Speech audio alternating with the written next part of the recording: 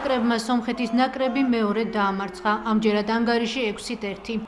მატჩი დინამო არენაზე გაიმართა, თუმცა ამ სიუჟეტში გიყვებით მატჩის დასრულების შემდეგ ქომაგებს შორის მომხდარ დაპირისპირებაზე, რამაც ფეხბურთის ფედერაციის პრეზიდენტის თქმით, შესაძლოა UEFA-ს მხრიდან საქართველოს დასანქცირება გამოიწვიოს. UEFA-ში გვეუბნევიან, რომ სწავლობენ გუშინდელი მატჩის მასალებს.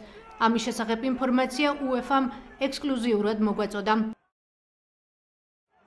ერთა ლიგის პლეი-ოფის საპასუხო მატჩის დასრულების შემდეგ დინამო არენას სტადიონზე გულშემატკივრების ნაწილი შეიჭრა, ხოლო ტრიბუნებზე ქართველები სომეხ გულშემატკივრებს დაუპირისპირდნენ. ისმოდა შეურაცხმყოფელი სიტყვები და იყო ფიზიკური ძალადობა. რა გახდა დაპირისპირების მიზეზი? სოციალურ ქსელში არაერთი ვერსია ვრცელდება, თუმცა ოფიციალური მიზეზი ამ დრომდე უცნობია. სამოქალაქო აქტივისტი გიორგი თუმასიანი სოციალურ ქსელში აქვეყნებს ერთ-ერთი იმ სომეხი ქომაგის ინტერვიუს თარგმანს, რომელიც დაპირისპირების დროს იქ იმყოფებოდა. როგორც ის წერს, სომხეთის გულშემატკივრების მიმართულებით პლასმასის ბოთლებს და ქილებს ისროდნენ, მათ შორის გაუხსნელს.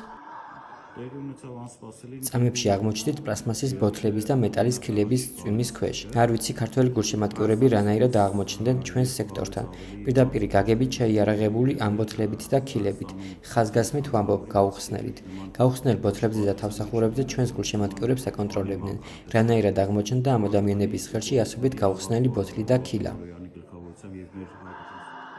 რამ გამოიწვია დაპირისპირება და აღიძრა თუ არა საქმე? შეკითხვებით შინაგან საქმეთა სამინისტროს მივმართეთ. უწყებიდან პასუხი მთელი დღის განმავლობაში ვერ მივიღეთ.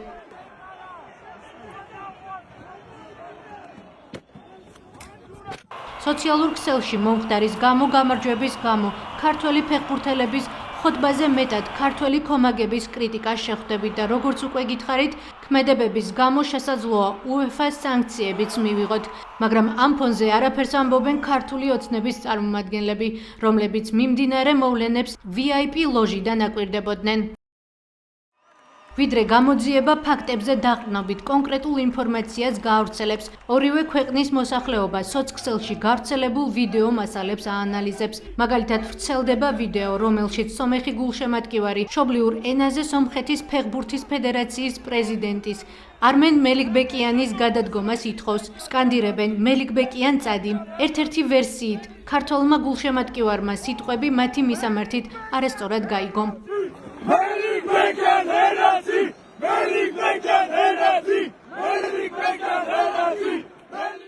ქომაგებს შორის დაპირისპირებას გამოეხმაურა საქართველოს ფეხბურთის ფედერაციის პრეზიდენტი ლევან კობიაშვილი. მისი თქმით, სტუმარი გუნდის გულშემატკივრების მიმართ განხორციელებული ქმედება მიუღებელია და შესაძლოა UEFA-ს მხრიდან სანქციების მიზეზი გახდეს და დააზარალოს საქართველოს ნაკრები. რა შესაძლო შედეგი შეიძლება მოჰყვეს სტადიონზე მომხდარ ინციდენტს? კითხვით ევროპის ფეხბურთის ასოციაციების კავშირის UEFA-ს ოფიციალურ წარმომადგენლობას მივწერეთ.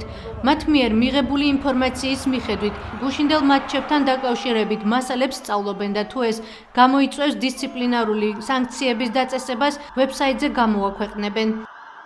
წინასწარ დადგმულ პროვოკაციას და ორივე ქვეყნის დისკრედიტაციის მცდელობას უწოდებს დინამო არენაზე მომხდარს არასამთავრობო ორგანიზაცია ტოლერანტის ხელმძღვანელი ცირა მესხიშვილი. ეს იყო მიზანმიმართული, ის ფობიებიც, რაც გავძელდა ამ ორი კვირის განმავლობაში, სანამ ერევნიდან, იმიტომ რომ თავიდან განწყობა ძალიან კარგი იყო, კარგად დახვდნენი იქ, მიუხედავად იმისა, რომ წააგეს და პრინციპში ფანისთვის, ვინც არის მომხრე რომელიმე სპორტული კლუბის, ძალიან ცუდად აღსაქმელია, ხო, მაგრამ მიუხედავად ამისა, ეს ყველაფერი გადალახეს. და მე მაინც გონია, რომ ეს პროვოცირება არის საქართველოს იმიჯის დაცემის, თუნდაც შეიძლება ამას მერე აგერ სტადიონის დასანქცირებაც მოყვეს, სულად არ არის გასაკვირი. და მეორეც ვერ განთავისუფლდეთ ჩვენ ამ სიძულვილიდან და ფობიებისგან. საქართველოს სომხეთს შორის ორი მატჩი გაიმართა. ჯამში ეროვნული ნაკრების ფეხბურთელებმა სომხეთის კარში 9 გოლი გაიტანეს. შემდეგ ეტაპზე საქართველო ესპანეთს, თურქეთს, ბულგარეთს დაუპირისპირდებიან.